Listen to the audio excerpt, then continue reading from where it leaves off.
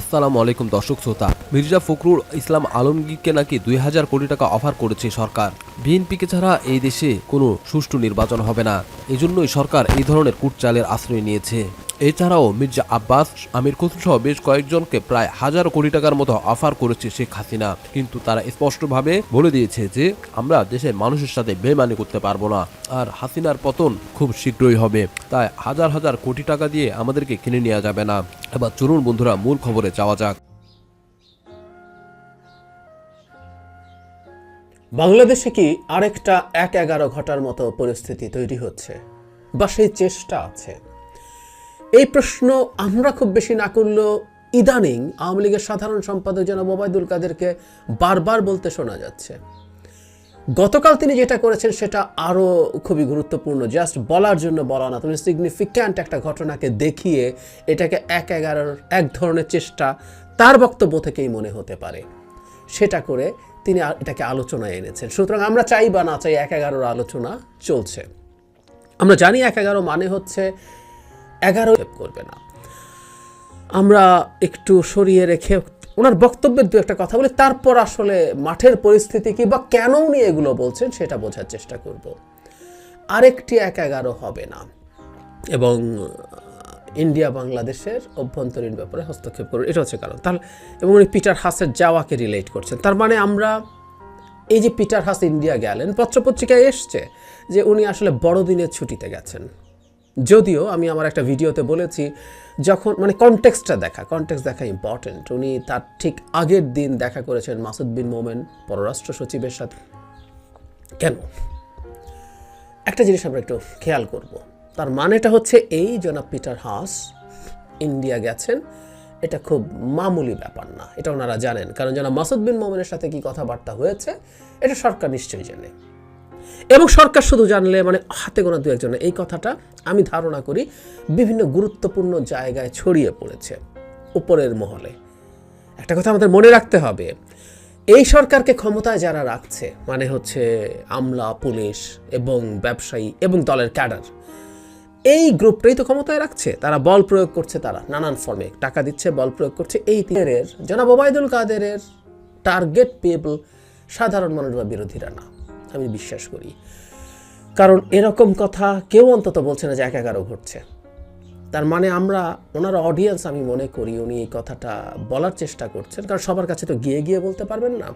তাদের মধ্যে এই ভীতিটা ঢুকে গেছে যে তারা নির্বাচনটা করতে পারবেন না কারো মধ্যে। এটা আমি আবারও বলছি, আমি অন্যদের কাছ থেকে জানি। আমি ওবায়দুল কাদেরের এই আচরণ আমরা সবসময় মনে রাখবো, একটা উপসর্গের একটা রোগ থেকে তৈরি হয়। সো উপসর্গ দেখে রোগ নির্ণয় করার চেষ্টা করা যায়।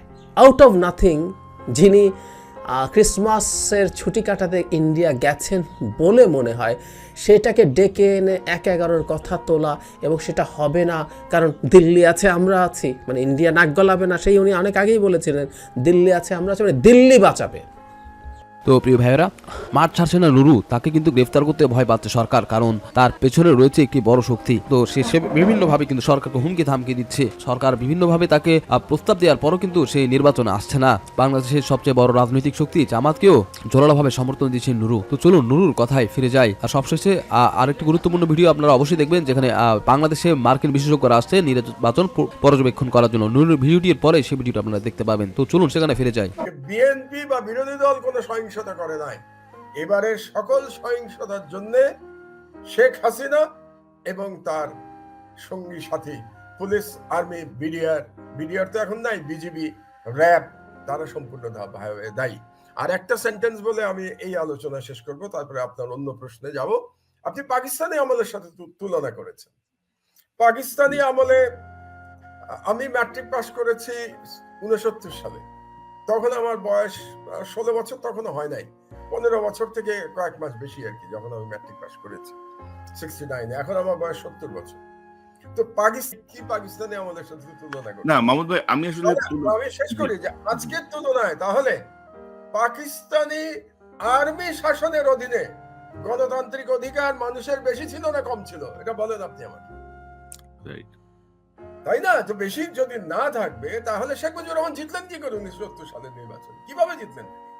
তাহলে আর্মি গভর্নমেন্টের আন্ডারে, পাকিস্তানি আর্মি গভর্নমেন্টের আন্ডারে জনগণের যে অধিকার ছিল তার 100% অধিকার আজকে তথাকথিত স্বাধীন বাংলাদেশে জনগণের নাই। করেছে সেই সময় 1971 সালে কোনো সমস্যা হয় নাই। আর আজকে শুধুমাত্র রাজনৈতিক কারণে একজন সাধারণ রাজনৈতিক কর্মীকে না পেলে পুলিশ তার স্ত্রীকে নিয়ে যাচ্ছে, তার পরিবারকে অত্যাচার করছে। পাকিস্তানি আর্মির নৃশংসতাকেও এরা ছাড়িয়ে গেছে। হ্যাঁ, ওই পরিমাণ হত্যাকাণ্ড এখনো হয় নাই, কিন্তু গুম তো হচ্ছে। এখন যে পরিমাণ গুম হচ্ছে, এই পরিমাণ গুম তো পাকিস্তানে আমাদের মুক্তিযুদ্ধের সময় হয় নাই। মুক্তিযুদ্ধের সময় হয়েছে কবে? যখন একেবারে শেষ সময়, যখন পাকিস্তানিরা পরাজিত হয়েছে, তখন বুদ্ধিজীবী হত্যা হয়েছে 13 আর 14 ডিসেম্বর 1971 সালে।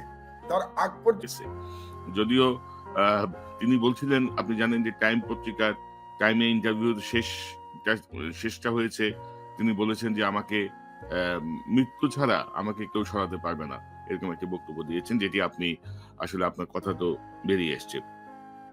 তো মাহমুদ ভাই, ধরেন আপনি তারেক রহমান সাহেবের নেতৃত্বের কথা বলছিলেন, সেই নেতৃত্বের একটা বড় সাফল্য হচ্ছে এ পর্যন্ত বিএনপিকে তারা ভাঙতে পারে নাই। সকল এজেন্সি কোটি কোটি টাকা বরাদ্দ করেও সেটি সম্ভব হয়নি। এর মধ্যে কিছু মানুষ গেছেন, জেনারেল ইব্রাহিম, বীর উত্তম, ব্যারিস্টার শাহজাহান ওমর। তো আমরা জানি যে প্রচন্ড চাপের মুখেও বিএনপি নেতারা কিন্তু ঐক্যবদ্ধ আছেন এবং এখনো আছেন, তাদেরকে প্রচুর চাপ দেওয়া হচ্ছে। তো এই যে শয়তানি বিষয়গুলো, এবং ধরেন এর মধ্যে আরো ছোটখাটো অনেক নেতা গেছেন, কিন্তু মাহমুদ ভাই এই মুহূর্তে আমি যেটা আগেও একটি অনুষ্ঠানে বলেছি যে এই বিএনপি জামাতের একতাবদ্ধ আন্দোলনে বাধা দিচ্ছে একটি পক্ষ।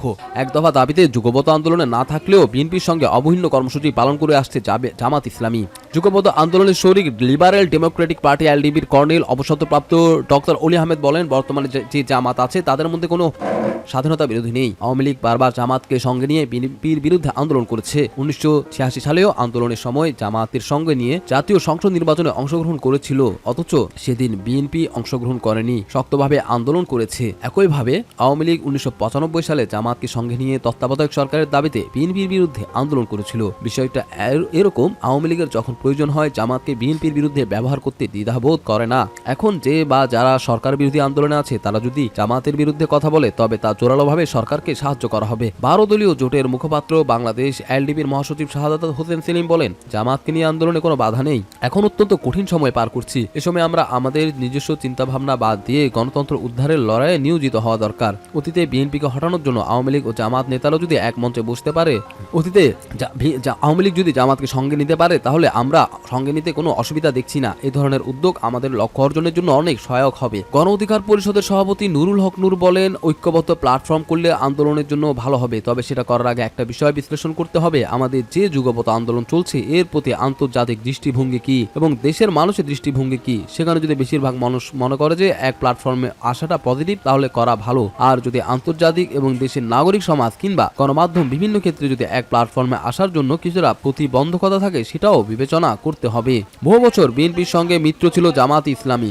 20 দলীয় জোট ভাঙ্গার পর জামাত এককভাবে পৃথক কর্মসূচি পালন করছে। এর মধ্যে কয়েকটি ইস্যুতে এই দু দলের সঙ্গে সম্পর্কের অবনতি হয়। তবে বেশ কিছুদিন ধরে সরকারের পদত্যাগের এক দফা দাবিতে যুগপৎ আন্দোলনে না থাকলেও অভিন্ন কর্মসূচি পালন করছে জামাত। দলটির একাধিক নেতা জানান, 15 বছর ধরে বিএনপির বহু নেতাকর্মী হত্যা, গুম, মামলা, হামলা ও গ্রেফতারের শিকার হয়েছেন, কিন্তু জামাতের নেতাকর্মীরাও কম নির্যাতিত হননি। হত্যা, গুম, হামলা ও মামলা, গ্রেফতারের শিকার হয়েছেন অনেক নেতাকর্মী। এখন চূড়ান্ত আন্দোলন চলছে, পেছনে না তাকিয়ে ঐক্যবদ্ধ হওয়ার এখনই সময়। সূত্র মতে জামাতকে সঙ্গে নিয়ে আন্দোলনের বিষয়ে আপত্তির কথা বিএনপিকে জানিয়েছে গণতন্ত্র মঞ্চ, কিন্তু আন্দোলনের এই চূড়ান্ত পর্যায়ে এই বিষয়ে চুপ থাকার কৌশল নিয়েছে সব পক্ষই। গণতন্ত্র মঞ্চের শীর্ষ নেতা বলেছেন, জামাত ইসলামী থাকলে আমরা আন্দোলনে আছি, না থাকলে যুগপৎ আন্দোলন। বিষয়টি এমন না, যুগপৎ আন্দোলন অব্যাহত রাখতে চায়। এই সরকারের বিরুদ্ধে যে শক্তি আমরা সঞ্চয় করেছি তাতে জনগণের বিজয় অর্জন করবে। এক প্রশ্নের জবাবে তিনি বলেন, কোনো বিষয়ে বিএনপির সঙ্গে দূরত্ব নেই, আমরা অবরোধ থেকে বেরিয়ে এসে বিক্ষোভ মিছিল দিইনি। কখনো যুগপথের কর্মসূচি হুবহু মিলবে, আবার কখনো পার্থক্য থাকতে পারে বা নিজস্ব কর্মসূচির মতো হতে পারে, তাই হয়। চাই। ফেসিবাদের বিরুদ্ধে ও ভোটাধিকার প্রতিষ্ঠার জন্য যে লড়াই হচ্ছে